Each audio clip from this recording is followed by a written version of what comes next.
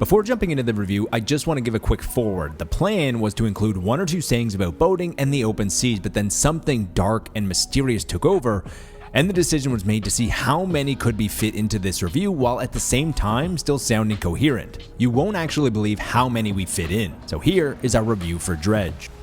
Don't miss the boat for Dredge, as very few games can match the pacing and intrigue of this game. There are plenty of fish in the sea and plenty of things to do, including looking for shipwrecks, fishing, trying to upgrade your ship, helping others, plus your imagination that's tugboating at the back of your mind about what is just beyond the horizon. There is never a dull moment because there is also a huge Lovecraftian can of worms mystery that wraps up this whole package, and before you know it, hook, line, and sinker, you have an addiction to take just one more pass at the open seas as it drip feeds you clues and hints about this strange and mysterious world. The early bird gets the worm, which you should put on the end of your fishing rod while it's light out because mysterious things start to happen at night.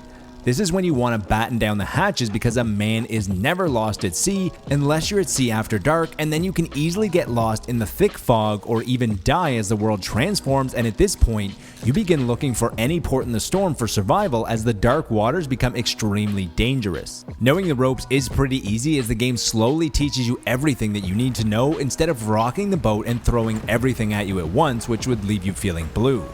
Rough seas make good sailors though, as even going out during the day and not accomplishing anything isn't the worst, as there is a good chance that you're always going to learn something. It's not all smooth sailing, as there could have been a few things that should have been kept above board that would have made for a more enjoyable and immersive experience.